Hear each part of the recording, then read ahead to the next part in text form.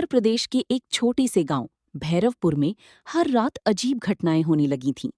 गांव के लोग कहते थे कि आधी रात के बाद पुरानी पीपल के पेड़ के पास किसी औरत की चीख सुनाई देती है, लेकिन किसी ने उसे कभी साफ नहीं देखा था। गांव में रहने वाली सविता बहुत बहादुर और समझदार औरत थी। उसे इन बातों पर भरोसा नहीं था। एक रात उसने सच जानने का फैसला किया। उसका पति रमेश बोला, मत जाओ सविता, लोग कहते हैं वहां कोई परछाई रहती है।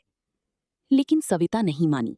रात के ठीक 12 बजे वो लालटीन लेकर अकेली पीपल के पेड़ की तरफ निकल पड़ी। हवा बहुत तेज चल रही थी, आसमान में बादल गरज रहे थे और पूरा गांव अंधेरे में डूबा हुआ था।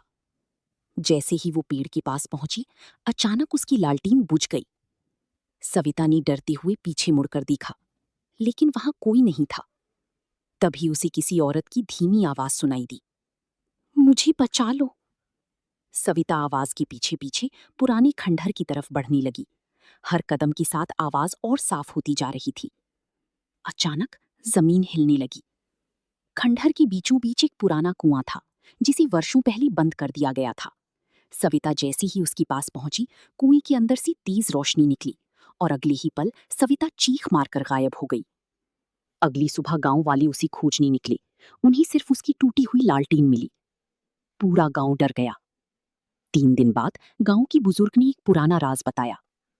आज से 50 साल पहले इसी कुएं में एक औरत की रहस्यमयी मौत हुई थी। उसकी आत्मा हर साल किसी ना किसी को अपने साथ ले जाती है। ये सुनकर सबकी रोंगटे खड़ी हो गए। लेकिन कहानी यहीं खत्म नहीं हुई। उस रात रमेश को अपने घर के बाहर सविता की आवाज सुनाई दी, दरवाजा खोलो, मैं वापस आ गई हूं। रमेश ने जैसे ही दरवाजा खोला, बाहर कोई इंसान नहीं था, सिर्फ गीली पैरों की निशान थी, जो धीरे धीरे घर के अंदर आती जा रही थी। और फिर अचानक पूरी घर की लाइट बंद हो गई।